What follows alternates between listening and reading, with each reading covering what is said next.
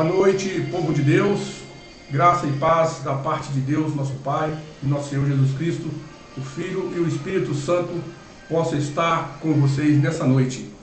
Que Deus possa abençoar a exposição da palavra dele nessa noite e que vocês continuem orando por nós, orando pelo nosso equipamento aqui, orando pela nossa programação. Mais uma vez aqui no canal Esperança para Viver Sem Medo do Futuro.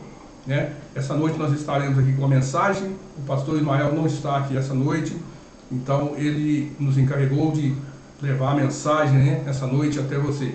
E o título dessa mensagem nessa noite é A Grande Visão de Deus. Nós vamos ver nessa noite mais um pedacinho da grande visão de Deus, para que eu, você e cada um que está nos ouvindo possa entender claramente o propósito de Deus para a nossa vida. Vamos orar, feche seus olhos, vamos orar e pedir a bênção de Deus para a exposição da palavra dele nessa noite. Tá bom? Feche seus olhos, concentre seu pensamento a Deus nesse momento e ore por nós também, para que o Espírito Santo possa mais uma vez nos usar para levar essa mensagem tão preciosa que Deus nos confiou para levar à sua igreja. Tá bom? Feche seus olhos, vamos orar. Eterno Deus, nosso Pai, nosso Criador que está no céu, Senhor, mais uma vez, meu Deus, nessa noite eu sei que o Senhor encontra conosco nesse momento. O Teu Espírito Santo, meu Deus, está nos auxiliando nessa noite, pois a Tua palavra, meu Deus, está aberta diante dos nossos olhos, diante de Ti, meu Deus. Nós só podemos pregar se o Teu Espírito Santo nos inspirar e nos ajudar nessa noite, meu Deus. Abra nossa mente, abra a mente de cada ouvinte que está nos ouvindo nessa noite, meu Deus, para que a Tua mensagem possa chegar como um refrigério no coração de cada uma das pessoas. Eu sei, meu Deus, que tem muita gente sofrendo, tem muita gente passando por dificuldade, meu Deus, financeira, Senhor, espiritual, física, meu Deus. Nessa noite eu quero colocar cada um dos nossos ouvintes nas Tuas mãos, meu Deus. As pessoas que estão distantes, que estão em outra cidade, estão nos ouvindo nessa noite, estão nos assistindo. Eu quero uma bênção especial, meu Deus, para aquela pessoa sincera nessa noite, que está esquadrinhando a Tua palavra, que está examinando a Tua palavra nessa noite, para encontrar, meu Deus, a vida eterna, como o Senhor mesmo disse, que são as Escrituras que testificam do Senhor. Se nós estamos procurando encontrar a Ti, meu Deus, que o Senhor venha de encontro à nossa necessidade nessa noite, e que o Espírito Santo possa circular a cada pessoa, meu Deus, que está nos ouvindo nessa noite. Esteja conosco, nos abençoe, nos guarde, meu Deus, e nos livre de todo o mal, dá-nos da inspiração dos altos céus nessa noite, para que a Tua mensagem encontre guarida no coração das pessoas e venha de encontro à necessidade de cada um. Perdoa, meu Deus, os nossos muitos pecados que cometemos, Senhor, contra Ti, por pensamento, meu Deus, por palavras, por atos, Senhor. Queremos colocar diante do Teu altar e suplicar o Teu perdão e a Tua misericórdia.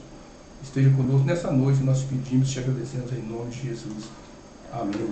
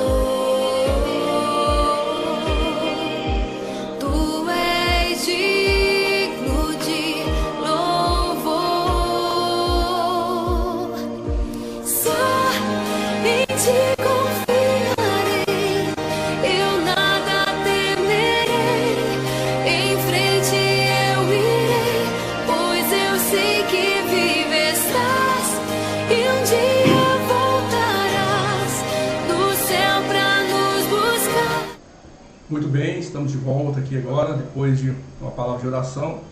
Estamos com a palavra de Deus aberta agora e eu gostaria que você também abrisse a sua Bíblia aí para a gente acompanhar a nossa leitura nessa noite aqui da palavra de Deus. A exposição da palavra de Deus, ela traz luz, E porque a Bíblia está dizendo, no Salmo 119, verso 5, diz que lâmpada para os meus pés é a tua palavra e luz para o meu caminho. Que Deus possa iluminar o seu caminho nessa noite, possa iluminar o meu caminho nessa noite, com a exposição da tua palavra.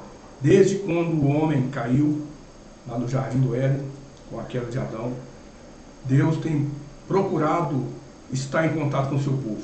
Isso é uma grande verdade. Deus tem buscado você, Deus tem procurado você, né? Por isso Deus fez aquela pergunta para Adão: onde está Adão? É lógico que Deus sabia onde que ele estava, mas Deus queria ouvir a resposta de Adão. E nessa noite Deus está perguntando para você: onde está? Onde você está? O que você está fazendo? Eu sei, talvez você esteja passando por uma dificuldade, por uma prova na sua vida, porque nesse mundo todo mundo passa por provação, todo mundo é provado, cada um de nós tem um problema, tem uma cruz para carregar, e às vezes essa cruz se torna muito pesada, e às vezes tem muita gente aí que está com depressão, tem muita gente tomando remédio de noite, não consegue dormir. Talvez o seu problema seja porque você não procura Deus. Deus está no mesmo lugar, mas eu quero te dizer essa noite que Deus está te procurando. Onde você está? A mesma pergunta que Deus fez para Adão, Ele faz para você nessa noite. Por que que você largou, deixou de buscar o meu caminho? Onde você está? O que você está fazendo? Naquele dia Deus perguntou isso para Adão. Lógico que ele sabia onde ele estava. Ele sabia. E Deus sabe onde você está. E Deus sabe o que você está passando. Mas Deus procura sempre. Deus está sempre procurando a gente. Prova disso nessa noite é que nós vamos ler a palavra de Deus no livro de Êxodo, no capítulo 25. Êxodo, capítulo 25. Olha só o que Deus fez para que eu e você pudesse entender o plano da salvação. Olha só. Êxodo, capítulo 25, o versículo 28, diz assim. Capítulo 25 e o versículo 8, versículo 8. E me farão um santuário para que eu possa habitar no meio deles. Deus chamou Moisés e falou com ele para que ele pudesse fazer um santuário para que Deus pudesse habitar no meio de nós, no meio do povo. Porque Deus estava sempre buscando estar perto do seu povo, perto da sua necessidade, junto dele. Então Deus mostrou a ele, e ele falou assim no verso 9: segundo tudo que eu te mostrar, para modelo do tabernáculo e para modelo de todos os seus móveis, assim mesmo você o fareis. Versículo 9, Deus apresentou diante de Moisés um modelo de como seria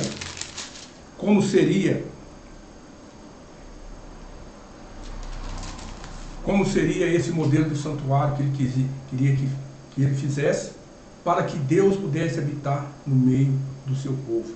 Enquanto eles caminhavam no deserto, Deus queria estar bem de perto e queria que ele entendesse bem de pertinho o plano da salvação. Por isso que esse canal aqui é um canal de esperança. Esperança para viver sem medo do futuro. No livro de Romanos, no capítulo 15, eu gostaria que você me acompanhasse aí, Romanos, capítulo 15. A gente gosta muito desse versículo, porque ele traz para a gente aqui esclarecimento do que a gente precisa. Diz assim, Romanos capítulo 15, versículo 4, prega a sua Bíblia aí, vamos ler Romanos 15, verso 4. Pois tudo quanto outrora foi escrito para o nosso ensino, foi escrito a fim de que, pela paciência e consolações das Escrituras, tenhamos esperança. Então a gente que vive nesse mundo aí, só coisas ruins acontecendo, coisas inacreditável acontecendo nos nossos dias, e a gente olha assim, gente do céu, como eu vou fazer? Mas Deus tem buscado o ser humano. Desde quando o homem caiu, Deus tem buscado atingir o ser humano. Então Deus ordenou que fosse feito um santuário, né? Um santuário para que Deus pudesse habitar no meio do povo. E Deus deu ordem para fazer várias coisas, fazer uma arca, um propiciatório, uma mesa, uma cortina do tabernáculo, um candelabro, né? E foi dando a instrução para que fosse feito. Deus, o arquiteto.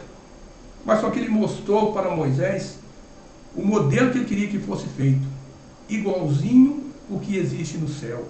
Um santuário celestial, lá foi feita uma réplica do santuário celestial aqui na terra, que é o santuário terrestre. Então, isso tudo, o cuidado de Deus, queria que o povo, né, soubesse direitinho como iria acontecer. O santuário seria assim, nessa forma. Olha só, vocês veem que coisa bonita, né? Como Deus gostaria que fosse, né? Que o povo entendesse o plano da salvação. Aqui o altar, né? De queimar o holocausto, de oferecer sacrifício.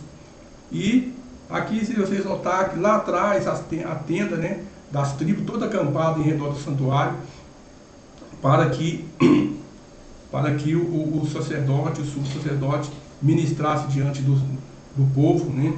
Aí a pessoa trazia o cordeirinho, né, ali, ó, no pátio, confessava o seu pecado, né? Confessava o seu pecado ali, ó. Olha, ele aqui confessando o pecado diante do sacerdote, e depois aquele cordeirinho era sacrificado e o sangue dele era trazido para o altar e colocado ali e fazia expiação pelo pecado. Olha só para você ver como é que o plano da salvação funciona, meus queridos. E Deus queria que o povo ficasse, né, atento a esses eventos, porque o plano da salvação iria funcionar daquela forma. Colossenses, no capítulo 2, Colossenses capítulo 2, vamos abrir aí a Bíblia, no livro de Colossenses, no capítulo 2, Colossenses 2, vamos ler aqui, Colossenses capítulo 2, vamos aqui o capítulo 1, capítulo 2, e o verso 14 diz o seguinte: tendo cancelado o escrito de dívida que era contra nós, que considerávamos de ordenanças, o qual nos era prejudicial, removeu-o inteiramente, encravando na cruz, despojando os principados e potestades publicamente, o expôs ao desprezo, triunfou deles na cruz. Então, quando Jesus morreu na cruz, acabou esse serviço do santuário terrestre. Acabou, não era necessário mais sacrifício para o pecado, porque Jesus Cristo havia cumprido esse plano. Meus queridos, isso é uma coisa muito interessante. Muita gente confunde esse verso 14, Colossenses 2,14, porque esse verso dispensa todo isso aqui, ó, todo esse ritual de sacrifício para perdão do pecado, porque cumpriu em Jesus Cristo, lá na cruz do Calvário.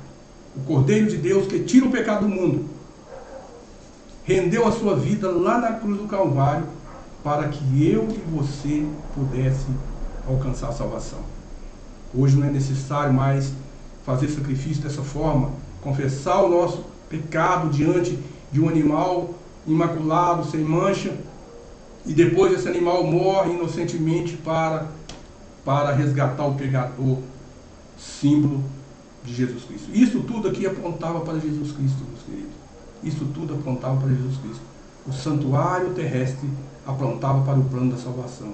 E Deus queria que todos nós, todo habitante da face da terra tivesse conhecimento disso aqui, desse plano da salvação. O inocente, o animal inocente pagando o preço para o pecador. Tudo seria sombra do que Jesus iria fazer na cruz do Calvário. Quando Jesus expirou lá na cruz do Calvário e disse: está consumado. A Bíblia diz que na hora do sacrifício da tarde, o animalzinho que estava lá para ser sacrificado, ele escapou. O santuário, o véu do templo rasgou de cima a baixo e o animalzinho se escapou. Porque não mais necessitaria mais disso aqui, porque ali o sacrifício de Jesus seria aceito, né? Jesus carregou o preço, né, do pecado, pagou lá na cruz o preço do pecado para que você e eu pudesse alcançar a salvação. Oh, glória a Deus! Jesus rendeu a sua vida lá na cruz do Calvário para que eu pudesse alcançar a salvação hoje através dos méritos de Cristo. Nada que eu faço, nada que eu não posso comprar a salvação, eu não posso pagar pela salvação. Nada, não tem preço esse mundo que pague a salvação. E ela está sendo oferecida de graça, totalmente de graça para você. Olha só para você ver o tanto que Deus se preocupou com o seu povo, que estaria vivendo nos últimos dias aí, que antecede a volta do Senhor Jesus. Eu quero que você entenda nessa noite como funcionava isso aqui, para que você não perca, né, com muitas fábulas que se ensinam por aí, porque aqui está estampado o preço de o plano da salvação aqui, nesse ritual do santuário terrestre, que era uma réplica do santuário celestial, no qual foi mostrado a Moisés que fizesse igual, idêntico. Meus queridos, toda aqui essa tribo está toda acampada em redor do santuário, e ali eles estavam lá em jejum e oração, examinando o seu coração, se preparando para chegar até ali com o seu animalzinho imaculado, sem mancha, para oferecer de sacrifício para perdão do pecado. Hoje, graças a Deus, não precisa disso mais. O sacerdote ministrava o ano inteiro aqui nessa parte, no pátio aqui do santuário, e depois no lugar santo. Ele fazia a ministração aqui, depois entrava para o santuário, lugar santo, e fazia expiação pelos pecados. Isso acontecia o ano inteiro. E uma vez no ano, o sumo sacerdote, não era o sacerdote, era o sumo sacerdote, ele fazia expiação pelos pecados que ficavam registrados aqui o ano inteiro no santuário terrestre ali dentro. E ele passava do lugar santo para o lugar santíssimo. E lá ele intercedia por cada um dos pecados que foram confessados ali durante o ano inteiro, e fazia a purificação do santuário, do templo. Entende? Então, uma vez por ano, o sumo sacerdote atravessava do lugar santo para o lugar santíssimo, para poder fazer a expiação dos pecados que ficavam registrados aí o ano inteiro no santuário. Isso tudo era símbolo de Jesus. Hoje Jesus está ministrando no lugar santíssimo. Ele está fazendo expiação por todos os pecados, por todos os pecadores que se arrependem, que confessam seu pecado diante dele, lá no lugar santíssimo. Meus queridos, a Bíblia diz que quando Jesus terminar a intercessão lá no lugar santíssimo, ele vai voltar. Ele vai dizer: está consumado. Como ele diz, está feito. O Apocalipse diz que houve uma voz no céu que diz assim: está feito. Acabou. Quem está salvo, está salvo. Quem não está, não está. Entendeu? Então, isso tudo acontecia aqui no lugar, no santuário terrestre, quando o sumo sacerdote, uma vez por ano, terminava a sua intercessão lá no lugar santíssimo, ele saía de lá, colocava umas vestes brancas e se colocava diante da congregação. Símbolo da volta de Jesus. Quando Jesus terminar a sua intercessão lá, Jesus virá para buscar a sua igreja. O Apocalipse diz que o santuário encheu de fumaça quando foi dita a palavra: está feito. E Jesus saiu e o santuário encheu de fumaça. Aí Jesus virá buscar a sua igreja.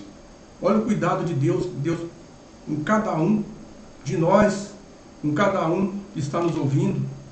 Jesus morreu por todos no mundo. Agora, quem irá aceitar? Quem irá aceitar o sacrifício de Jesus? Você, nessa noite, eu pergunto, você aceita o sacrifício de Jesus? Pago na cruz do Calvário? Pagar a sua dívida? Pagar a minha dívida que eu não consigo pagar? Com dinheiro nesse mundo eu não consigo pagar.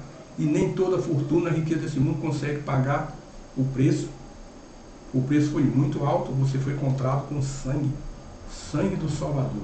O sangue derramado na cruz do Calvário. Por isso que João Batista, quando ele pregava, ele dizia: eis o Cordeiro de Deus que tira o pecado do mundo. Você entende a gravidade? Você entende como é a gravidade? A sentença paga na cruz do Calvário para que você pudesse ter a chance de ser salvo. Eu pergunto para você essa noite, você aceita o sacrifício de Jesus para a remissão dos pecados? Quando a pessoa chega, a encontrar com Jesus, a aceitar esse sacrifício, a pessoa é batizada, selada com Jesus. Você sabia que o batismo simboliza a morte de Cristo e a ressurreição de Cristo? Quando o pecador aceita Jesus como seu Salvador e se batisma, o deitar na água, o mergulhar na água, simboliza a morte de Jesus. Você aceitou. E quando o pecador é levantado, simboliza a ressurreição de Cristo. Uma nova criatura. Uma nova criatura surge. Os planos mudaram. Entendeu? É este. E a Bíblia diz que há festa no céu quando um pecador se arrepende. E se aceita Jesus como seu Salvador. O Espírito de Deus nessa noite está trabalhando. O Espírito de Deus está levando a sua mensagem na face da terra. A Bíblia diz que, Mateus 24, 30 e 31, que será pregado o Evangelho para testemunha a todas as nações e então virá o fim. Todos na face da terra terão a oportunidade de se decidir. Ou aceita o plano da salvação, ou recusa o plano da salvação. Abel e Caim fizeram a sua decisão também. Um aceitou, o outro não. Um levou o cordeiro para sacrificar lá no altar, simbolizando, apontando para Jesus, que iria morrer e derramar o seu sangue na cruz do Calvário. O outro levou o melhor da terra, as suas frutas que ele colheu lá, cultivou. A intenção foi boa, mas não apontava para Jesus, não apontava para o Salvador. Eu pergunto para você, tem um outro caminho? Tem muita gente que fala assim, todos os caminhos levam a Deus. Eu pergunto para você, essa noite, você está seguindo o caminho de Abel ou o caminho de Caim? Você está acreditando que o sangue de Cristo é o suficiente para pagar a sua dívida, para perdoar o seu pecado, para te conduzir à salvação? Ou você está crendo nos seus próprios esforços, nos seus próprios méritos, nas suas próprias obras, no seu próprio conhecimento, e recusa o plano da salvação? Certa vez Jesus contou uma parábola de estava havendo um casamento, e todas as pessoas foram convidadas para poder participar dessa festa.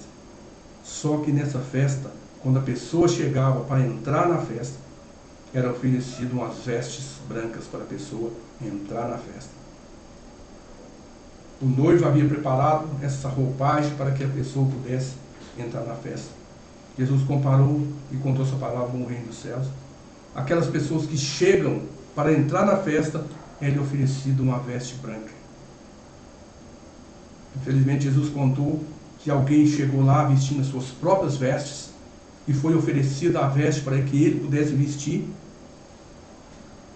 e ele recusou. Não, as minhas vestes estão boas, estão limpas, estão toda arrumada, eu não preciso de outra veste. Eu vou entrar com as minhas vestes lá na festa. Recusou a roupa e entrou para a festa. E disse que quando estava tudo lá numa boa, lá para meia-noite, ouviu uma voz. Lá vem o noivo. E o noivo começou a andar ali por meio dos convidados e reparou essa pessoa que estava lá com uma roupa diferente das que tinha sido oferecido. E Jesus disse que o noivo chegou perto da pessoa e perguntou: amigo, como entraste aqui? E disse que o homem emudeceu. E o homem foi retirado para fora e não pôde permanecer na festa. Deus nessa noite está buscando você. Até quando você vai fugir? Até quando você vai fugir? Desde quando Deus mandou que fizesse um santuário para poder habitar no meio do povo, para poder habitar com o seu povo, para que seu povo pudesse entender o plano da salvação, Ele estava preocupado. Ele está preocupado com você. E Ele pergunta nessa noite: aonde está você? O que você está fazendo? O que você está fazendo? Eis aí o plano da salvação. Eis aí. Jesus diz assim, falou dessa forma: eu sou o caminho, a verdade e a vida. Ninguém vai ao Pai senão por mim. E como as pessoas falam assim, que todos os caminhos levam a Deus, isso é um ditado popular mais furado que existe por aí. Nem todos os caminhos levam a Deus, não. Pelo contrário, a Bíblia diz assim: há caminhos que parecem direito ao homem, mas no final são caminhos de morte. Até quando você vai continuar confiando no homem, continuar confiando nas suas obras, nos seus métodos? Quanto mais você falar que é o bom, você que faz, o que acontece, quanto mais isso vai se distanciando do reino de Deus. Porque o reino de Deus é justiça, é humildade, é reconhecimento que nós somos limitados, que nós precisamos de ajuda, nós precisamos de ajuda espiritual, nós precisamos de Deus na nossa vida, nós precisamos de Jesus Cristo na nossa vida. Como seria a nossa vida, né, sem a presença de Jesus na nossa vida? Tem gente que ouça até dizer assim, quando é livrado de alguma coisa: olha, eu tive sorte, por 4 eu tive uma sorte, que coincidência. Coincidência que nada. A Bíblia nos conta que o diabo caiu do céu e juntamente com seus anjos. Mas Deus não deixou você sozinho, não. Deus enviou um exército de anjos também, que tem guardado o povo de Deus, tem protegido, tem aconselhado o povo de Deus. Mas só acontece uma coisa, meus queridos: você nunca vai ser forçado a aceitar Jesus.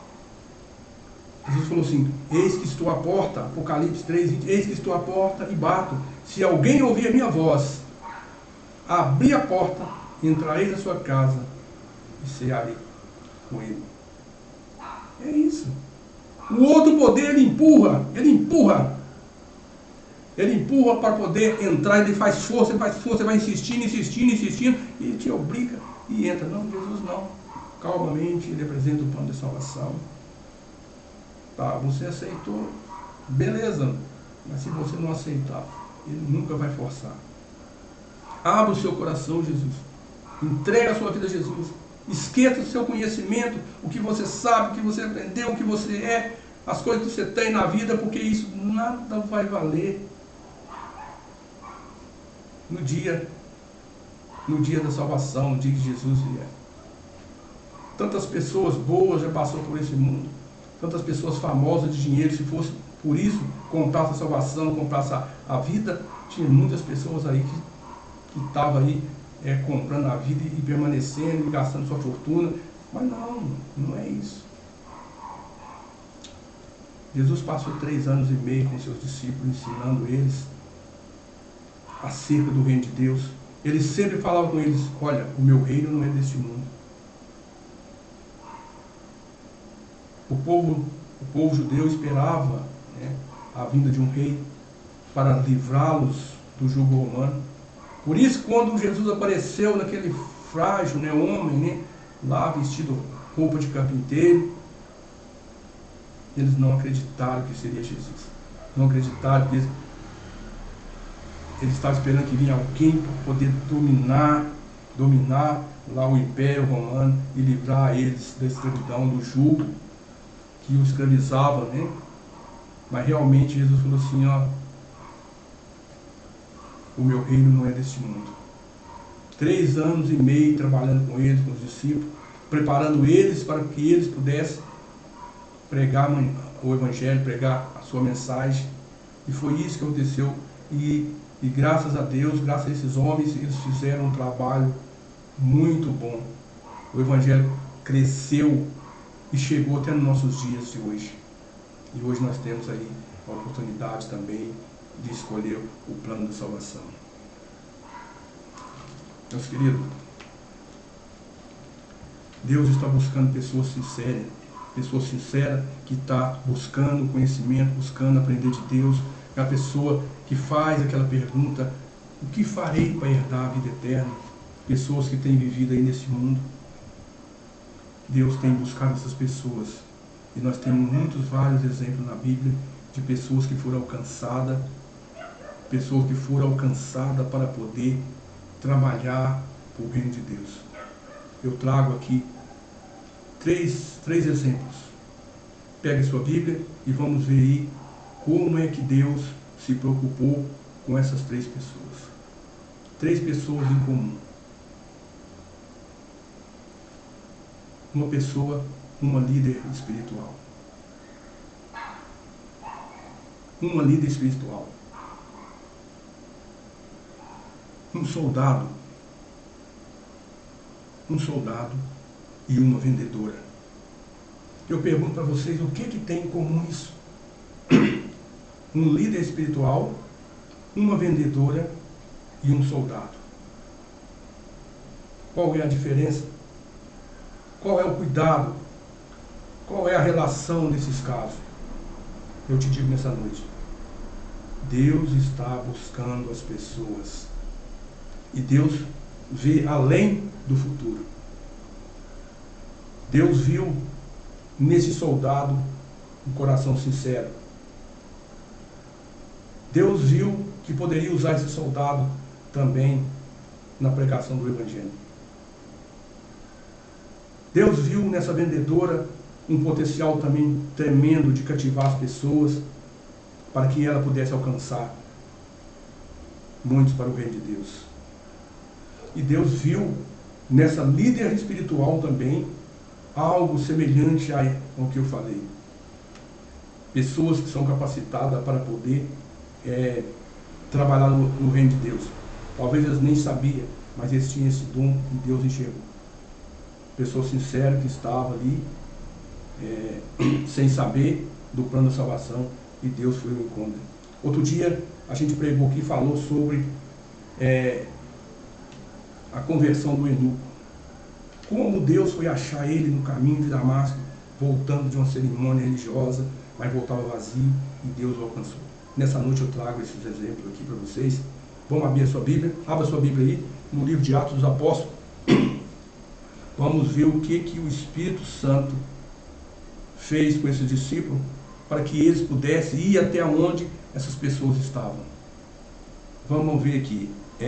Atos capítulo 16, abra a sua Bíblia, vamos acompanhar conosco aqui, uma leitura rapidinho aqui, para que a gente possa entender como Deus trabalha. No versículo 9, 16, versículo 9, diz assim: sobreveio a Paulo uma visão, na qual ele viu um varão macedônio que estava em pé, e lhe rogava, dizendo: passa a Macedônia e ajuda-nos. Assim que teve a visão, imediatamente procuramos partir para aquele destino, concluindo que Deus nos havia chamado para lhe anunciar o Evangelho. Olha só, continua lendo. E tendo, pois, navegado de Troade, seguimos diretamente a Samotrácia. No dia seguinte, a Neápolis, e dali a Filipos, cidade da Macedônia, primeiro distrito e colônia. Nessa cidade permanecemos alguns dias. No sábado saímos da cidade para junto do rio, onde nos pareceu havia um lugar de oração. E assentando-nos, falamos às mulheres que para ali tinha concorrido. Certa mulher chamada Lídia, da cidade de Tiatira, vendedora de púrpura, temente a Deus, nos escutava. O Senhor abriu-lhe o coração para atender às necessidades que Paulo dizia. Depois de ser batizada, ela e toda a sua casa rogou, dizendo: se julgais que eu sou fiel ao Senhor, entrai na minha casa e ali ficai. E nos constrangeu. Está vendo? Uma vendedora de púrpura. Deus mandou que os discípulos fossem àquela região, através daquela visão que deu ao apóstolo Paulo, para que ele fosse lá. E aí, eles encontraram essa mulher. A Bíblia diz que era uma mulher temente a Deus. Uma mulher que procurava fazer a vontade de Deus. E Deus precisava usar os talentos dela para a obra de Deus. Por que essa história foi registrada? Porque, primeira característica da mulher, uma vendedora, eu sei, talvez tenha um vendedor me ouvindo, uma vendedora conhece muita gente, tem muitos fregueses, ela tem contato com o povo, e ela tem o dom de vender o seu produto, tem o talento de vender o seu produto para o povo, tem uma clientela tremenda. E diz que ela, depois que entendeu a mensagem, Deus abriu o ouvido dela, e ela entendeu a mensagem, e ela reuniu os seus e todos foram batizados ali. Agora, não mais uma vendedora simples, agora de vendedora, além de vendedora, uma pregadora do Evangelho de Deus. Ela iria falar do plano da salvação para os seus clientes, ela iria falar do plano da salvação para as pessoas que ela encontrasse, por aí no seu trabalho. Ela iria falar do amor de Deus, do plano da salvação e esboçar, diante do povo. Por isso que eu falo, é uma mensagem muito linda. Deus buscando o pecador, Deus buscando você, Deus me buscando a cada um de nós. É muito importante isso, a história em comum. E aqui a história continua também, diz assim, versículo 16, continua lendo a sua Bíblia aí. Aconteceu que, indo para um lugar de oração, nos saiu ao encontro uma jovem possessa de espírito adivinhador, o qual, adivinhando, dava grande lucro aos seus senhores. Seguindo a Paulo e a nós, clamava dizendo: esses homens, servos do Deus Altíssimo, vos anunciam o caminho da salvação. E isso repetia por muitos dias.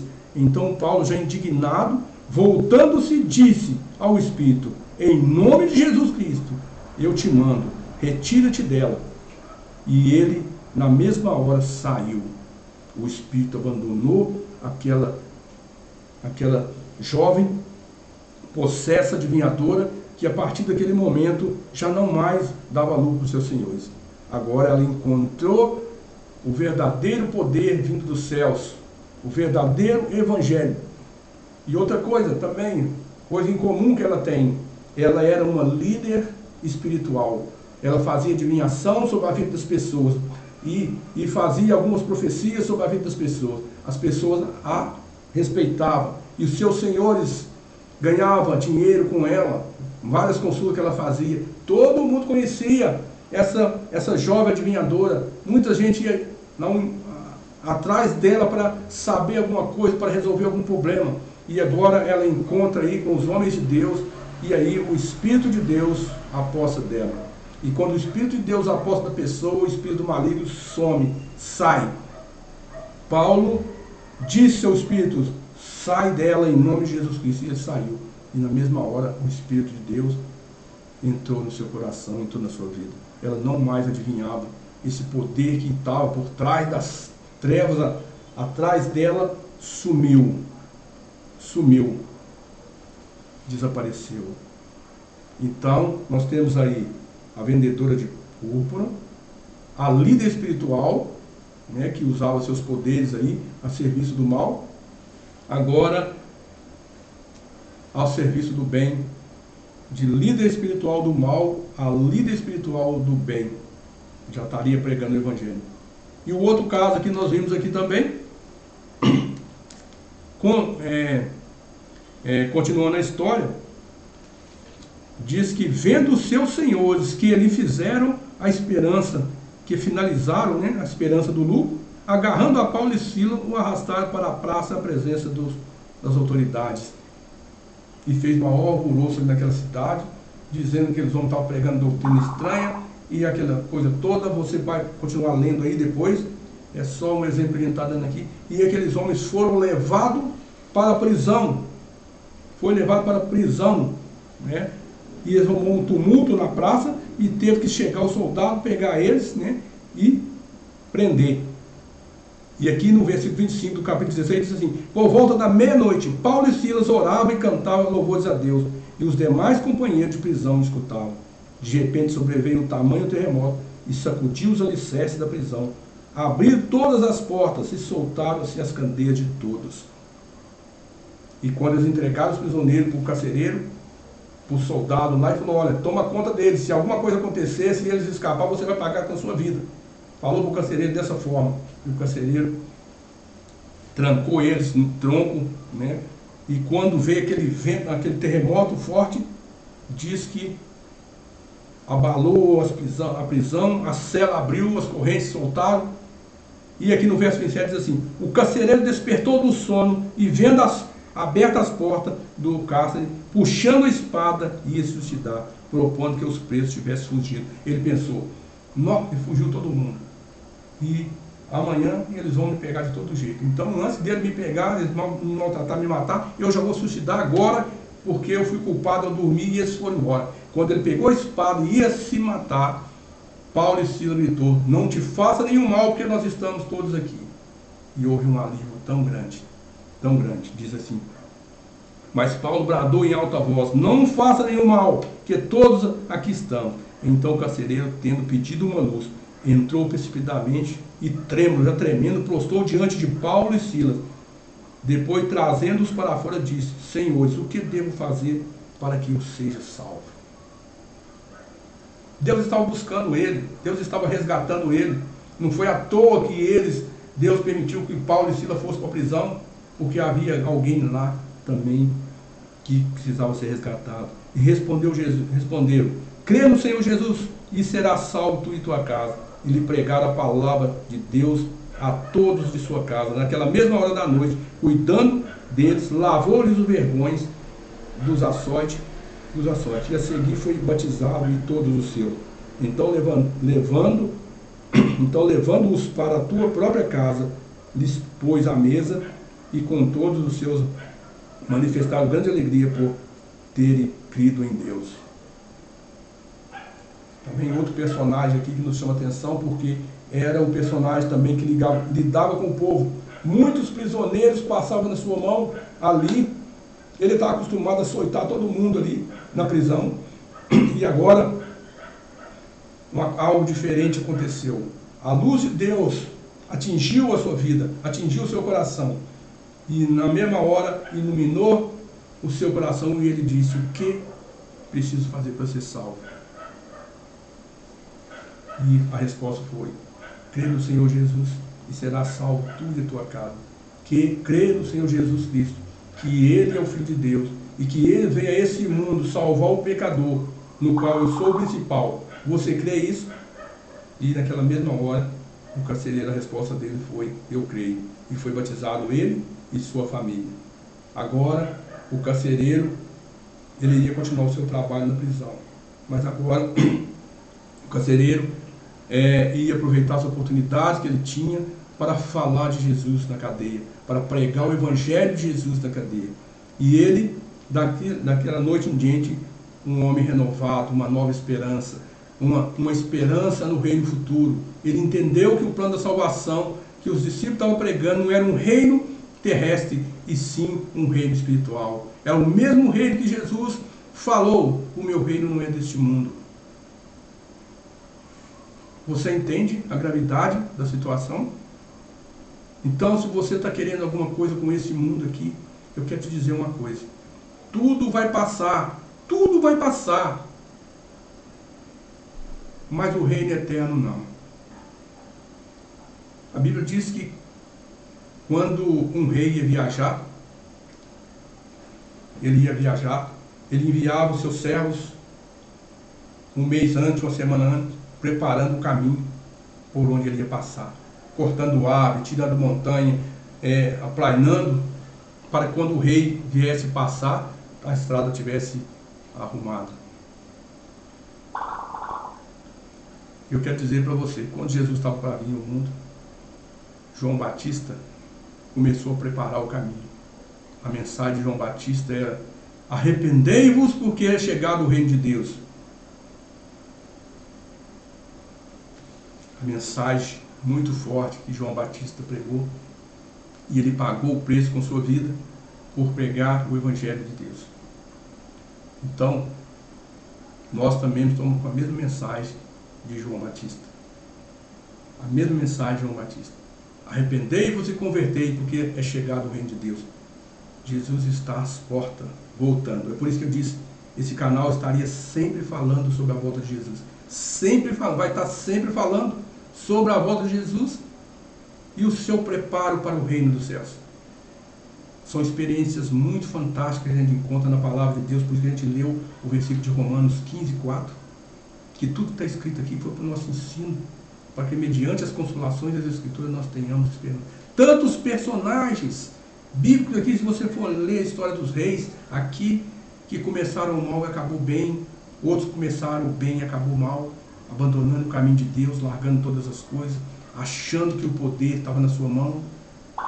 E eu falei que na mensagem passada que o poder está na mão de Deus. Tudo está na mão de Deus. Deus não perdeu o controle de nada. Eu quero dizer para você que Deus tem o poder lá no céu e também aqui na terra também. Deus coloca quem Ele quer, Deus tira quem Ele quer. Então, o reino terrestre, não fique preocupado não, o reino terrestre, Deus não perdeu o controle. O controle está na mão de Deus. Deus coloca e Deus tira. Foi assim no passado, reis, né? Deus colocou reis, Deus tirou rei. Foi isso que aconteceu, né, no passado e vai acontecer também no futuro. Né? Muitos ficam preocupados, o presidente, o fulano, o governador. Meus queridos, se o homem assumiu um lugar de posição, Deus permitiu, está na mão de Deus. Se não fosse a vontade de Deus, não teria.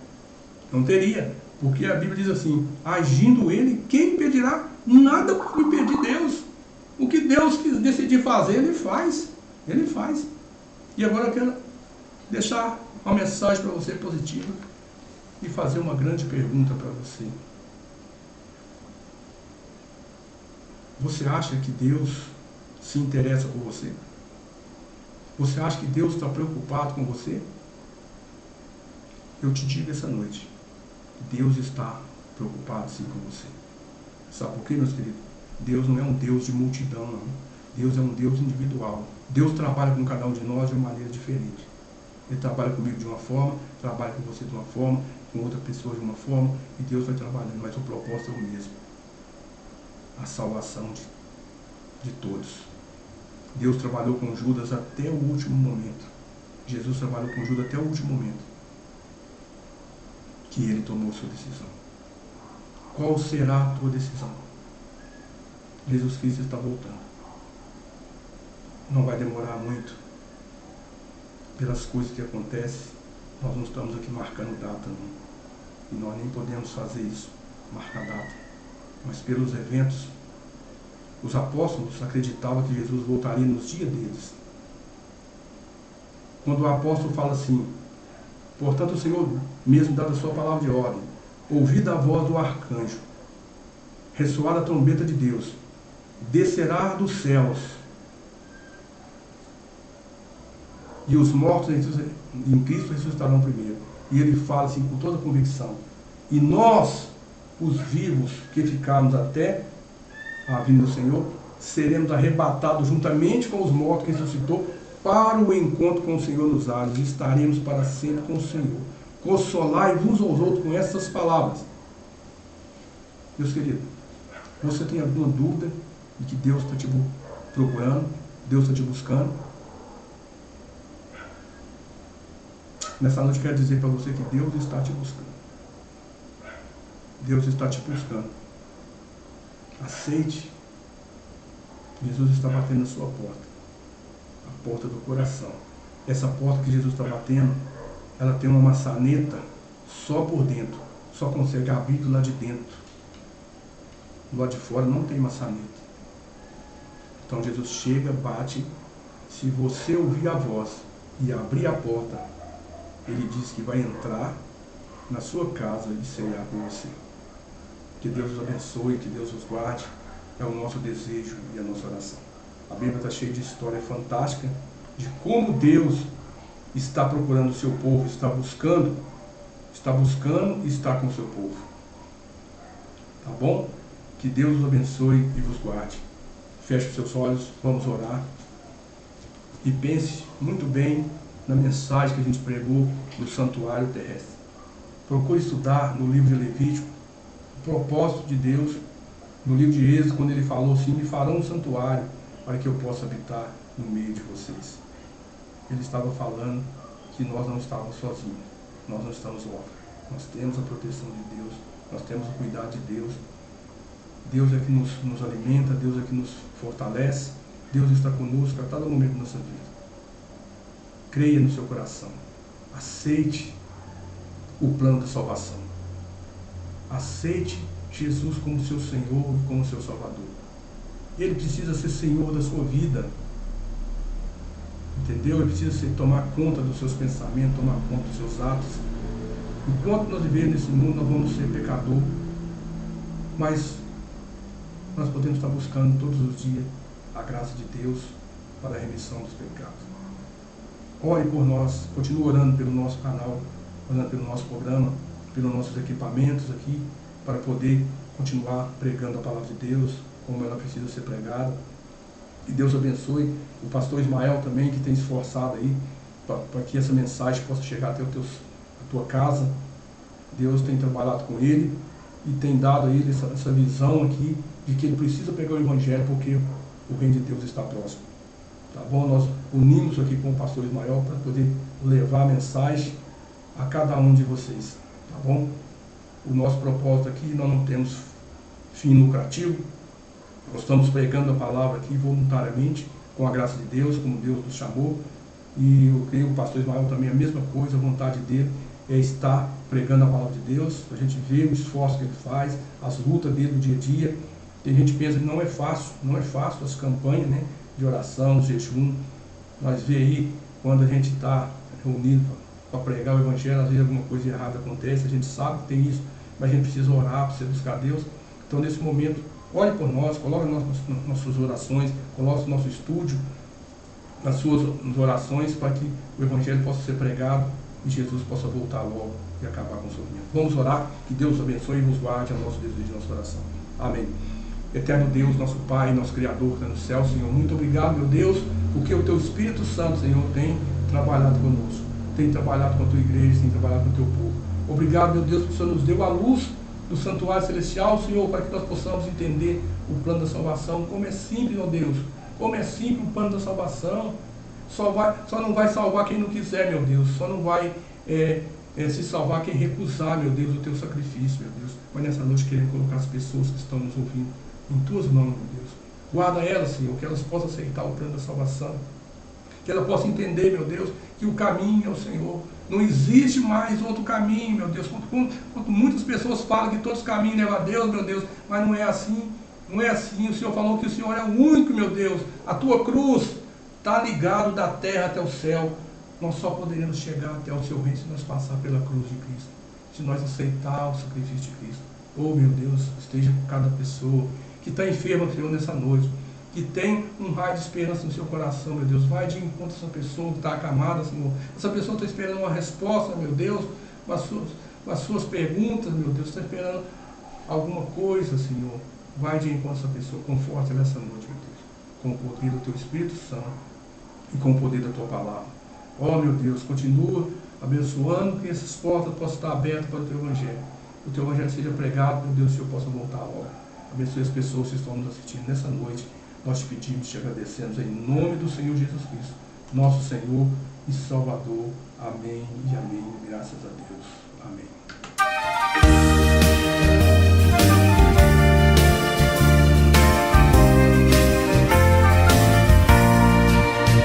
Eis que surge um povo forte, revestido de poder, e não teme nem a morte quem a ele pertencer, e terá sublime sorte, pois com com Cristo ao céu vai. Podes tu dizer também, sou um dos tais, um dos tais, um dos tais. Podes tu também dizer, sou um dos tais, um dos tais, um dos tais. Podes tu também dizer, sou um dos tais. No cenáculo reunidos o poder buscava então, pelo amor de Deus unidos a clamar em oração. Eis que um vento é descido e o fogo do céu cai. Podes tu dizer também, sou um dos tais, um dos tais, um dos tais. Podes tu também dizer, sou um dos tais, um dos tais, um dos tais. Podes tu também dizer, sou um dos tais. Este povo destemido são os discípulos de Jesus, pelo mundo perseguido por levar a sua cruz. E agora revestido com poder ao mundo sai. Podes tu dizer também, sou um dos tais, um dos tais, um dos tais. Podes tu também dizer, sou um dos tais, um dos tais, um dos tais. Podes tu também dizer, sou um dos tais.